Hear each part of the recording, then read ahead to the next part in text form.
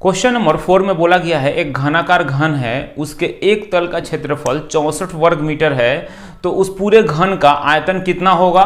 देखेंगे ये सप्लाई है, अकॉर्डिंग टू क्वेश्चन यहाँ लिख लिया गया कि घन के एक तल का क्षेत्रफल, ये दिया हुआ है क्वेश्चन में कि जो घन है उसके एक तल का क्षेत्रफल कितना है, 64 वर्ग मीटर है। तो अब हम लोग जानते हैं कि घन का एक तल कैसा होगा। घन का अगर एक तल हम लोग देखेंगे तो एक स्क्वायर होगा। घन का एक तल हमेशा कैसा बनाएगा, एक स्क्वायर फॉर्म करेगा, और स्क्वायर जो होता है उसका क्षेत्रफल कितना होता है, भुजा का स्क्वायर, भुजा गुना भुजा। तो घन के एक तल का क्षेत्रफल हो जाएगा भुजा का स्क्वायर, और ये हो गया 64 के बराबर। अब भुजा का स्क्वायर से अगर हम सिर्फ भुजा लिखेंगे तो ये स्क्वायर आरएचएस में जाकर वर्गमूल का रूप धारण कर लेगा, यानी कि भुजा बराबर वर्गमूल 64। अब इस 64 का वर्गमूल निकालेंगे तो 8 आएगा, यानी कि भुजा बराबर हो गया कितना, 8 मीटर। हमको निकालना क्या है, घन के आयतन, घन का आयतन कितना होगा ये हमको फाइंड आउट करना है। तो घन का आयतन बराबर फॉर्मूला होता है भुजा का क्यूब।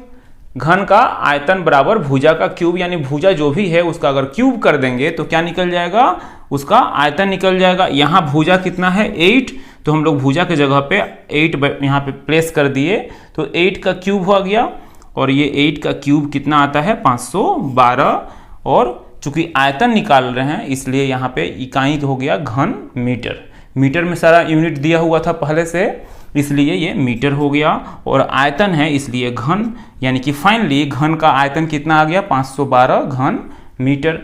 क्वेश्चन नंबर 5 में बोला गया है एक तालाब खोदा गया है।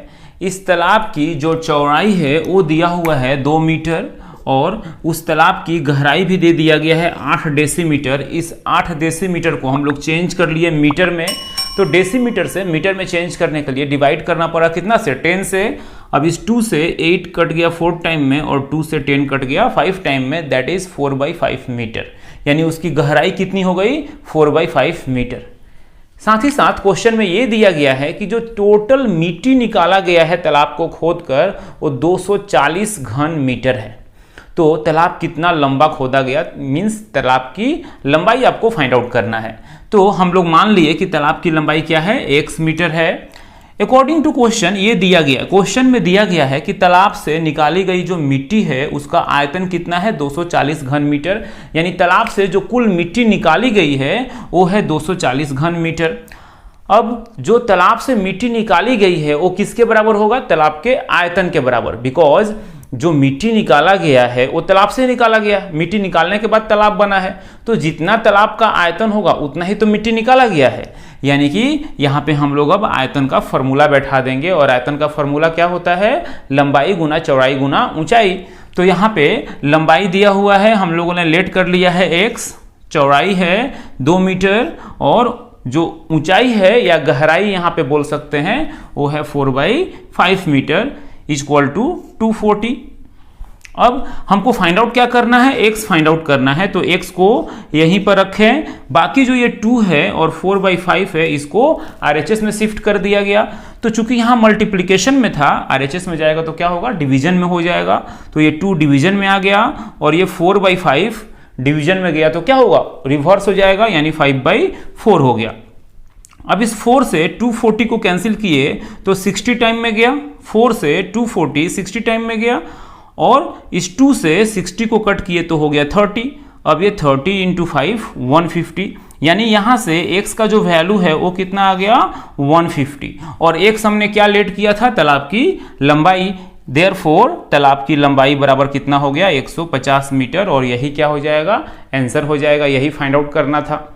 क्वेश्चन नंबर 6 में बोला गया है एक घन के विकर्ण की लंबाई 4√3 सेंटीमीटर हो तो उस घन के समग्र तल का क्षेत्रफल कितना होगा, आपको फाइंड आउट करना है। देखेंगे यहाँ पर घन के विकर्ण की लंबाई ऑलरेडी दिया हुआ है 4√3 मीटर। ये जो घन है उसके विकर्ण की लंबाई 4√3 सेंटीमीटर दिया हुआ है।